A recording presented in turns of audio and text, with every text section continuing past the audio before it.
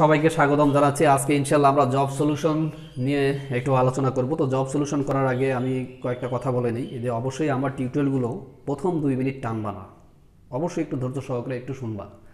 আর যেহেতু আমি job solution এখানে করাচ্ছি, অবশ্যই আসলে আমার পরিচয়টা দেওয়া দরকার, কারণ আমি জবের প্রিপারেশন থেকে শুরু করে জব সলিউশন দিব আর আমি কি করি আসলে এটা জানাই না। তাহলে তো আমি মোহাম্মদ মাসুদুজ্জামান, রংপুর পলিটেকনিক ইনস্টিটিউট থেকে পাশ করে সিএসসির উপরে গ্র্যাজুয়েশন কমপ্লিট করি Dhaka university of engineering and technology duet থেকে।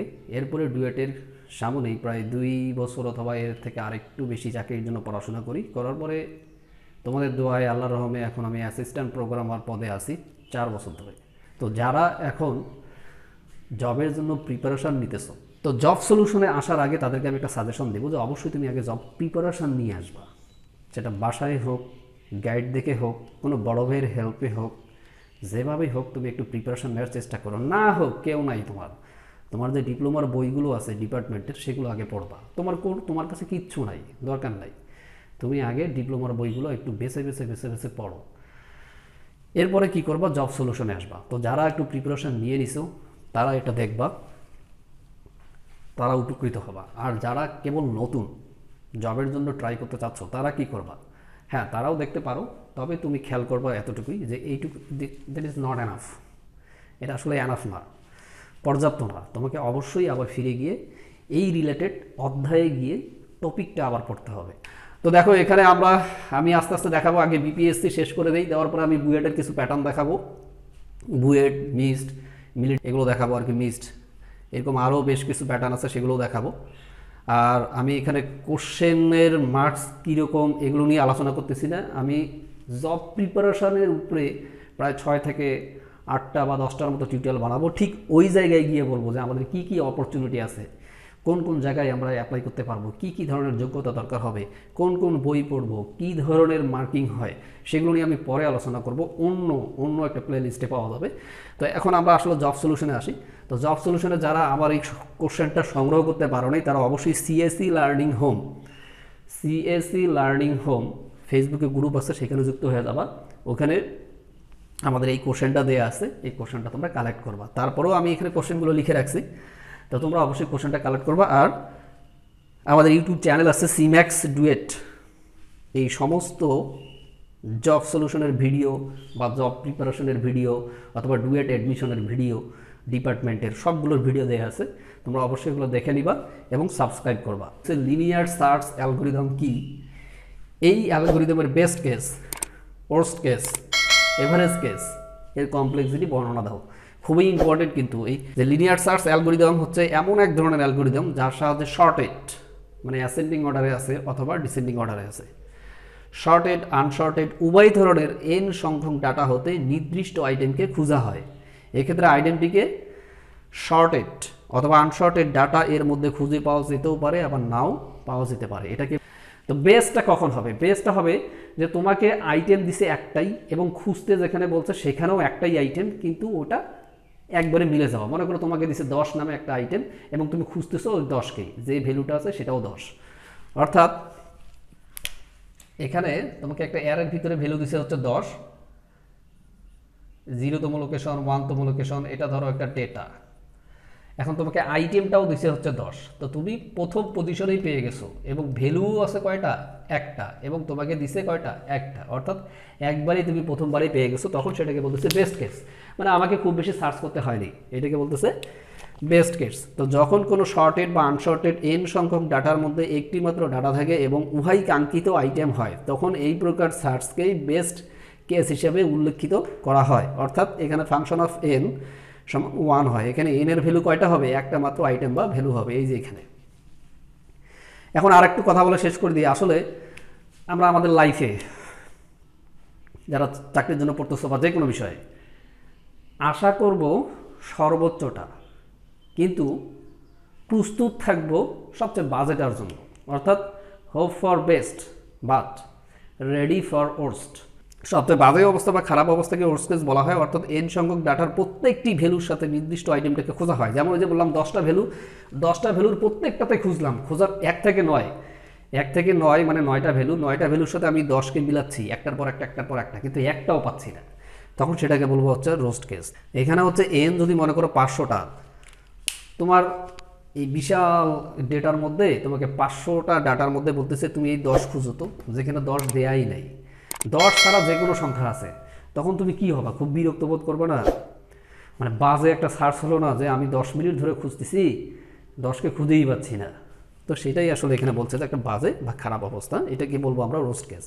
আর এভারেজ কেসটা, এভারেজ কেসটা হবে আসলে এখানে কি মূলত একটা নির্দিষ্ট আইটেমকে খুঁজে পাওয়া এবং না পাওয়ার উপর নির্ভর করে, মানে প্রবাবিলিটির উপর নির্ভর করে। যারা প্রবাবিলিটি জানো না তাদের কাছে একটু কঠিন হবে, তবে এখানে একটু আমার কথাগুলো একটু খেয়াল করো এবং বোঝার চেষ্টা করো, ইনশাল্লাহ প্রবাবিলিটিও বুঝে থাকবা। তো এখানে খুঁজে পাওয়ার প্রবাবিলিটি হচ্ছে পি, আর খুঁজে না পাওয়ার প্রবাবিলিটি হচ্ছে কিউ। তাহলে আমরা জানি না খুঁজে পাওয়া না পাওয়ার সম্ভাবনা কত থাকে, 1 থাকে।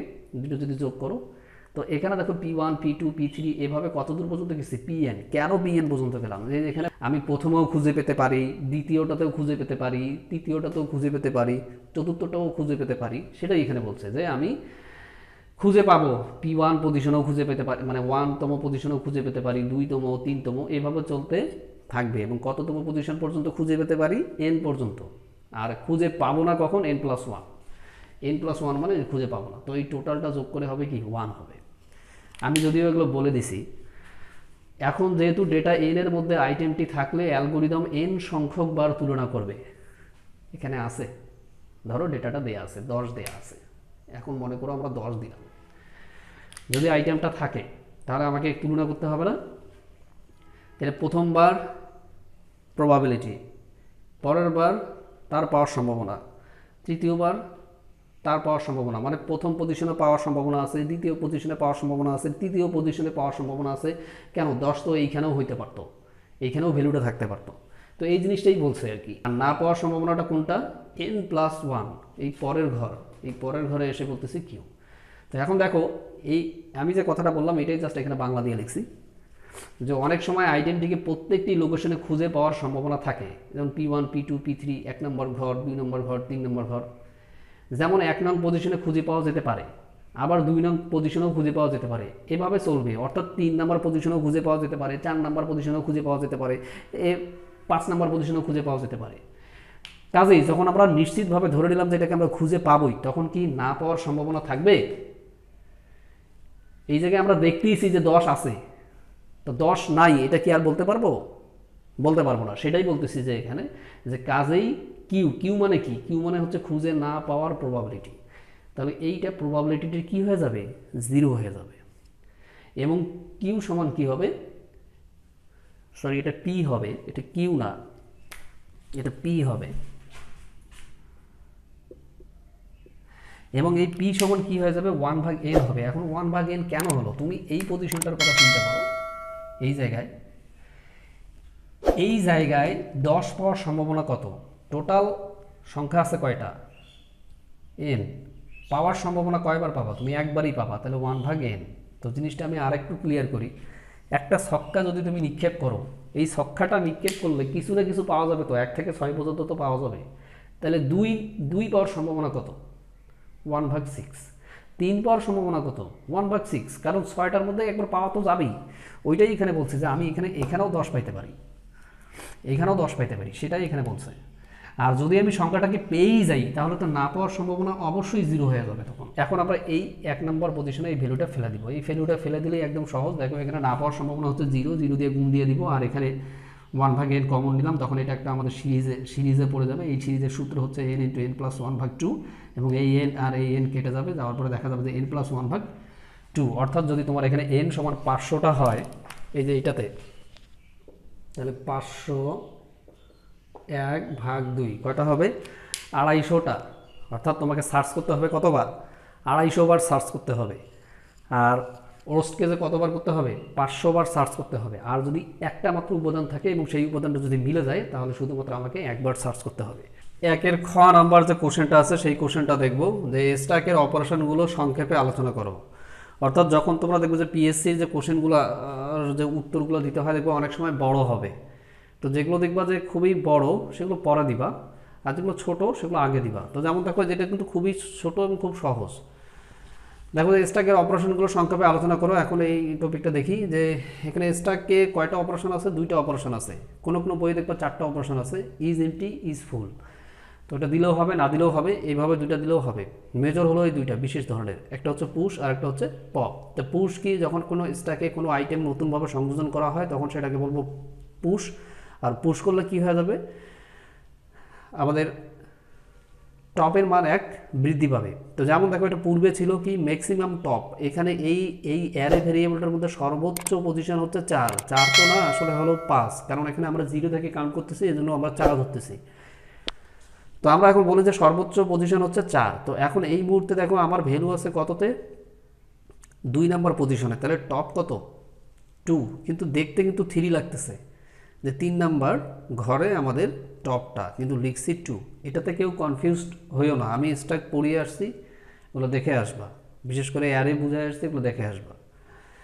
তাহলে এখন আমরা আইটেমটাকে সংযোজন করলাম, কত আইটেম সংযোজন করলাম, ধরে নিলাম আইটেমটা আমাদের 34, 35, 34। তাহলে এখন কোথায় রাখবো, ঠিক টপে। তাহলে 2 এর পরের টপকে 3।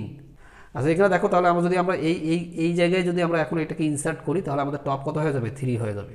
সেই জন্য এটা বলছি আইটেমটা সংযোজন করার পর। তো ঠিক পপের ক্ষেত্রে কি হবে, পপটা হবে ঠিক তার উল্টা।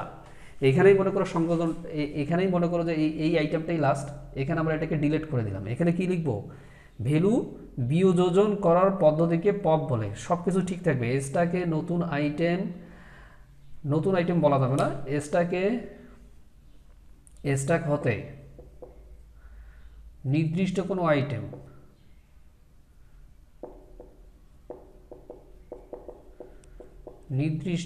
কোনো আইটেম বা ডেটাকে বা ভ্যালুকে বিয়োজন, এটা আর হবে না, বিয়োজন করার পদ্ধতিকে পপ বলে। তোমরা লিখে দিবা, আমার আসলে এখানে মিশানোর ঝামেলা, পপ বলে। এটা জাস্ট কি হবে, জাস্ট এখানে মিশাই দিই, এখানে আমাদের টপ, এখানে কিন্তু ঠিকই থাকবে, আসলে এটা মিশাই দিতেছি, এটা তো আসলে মিশে না। কি হয় আসলে, এই টপটা পরবর্তীতে এইখানে আর থাকে না, না থেকে কোথায় আসে, এই টপটা চলে আসে হলো এখানে। এইখানে কিন্তু অ্যারের ভিতরে এই ভ্যালুটা থাকে এবং সেটা আমাদের গার্বেজ ভ্যালু হিসাবে পরিলক্ষিত হয়।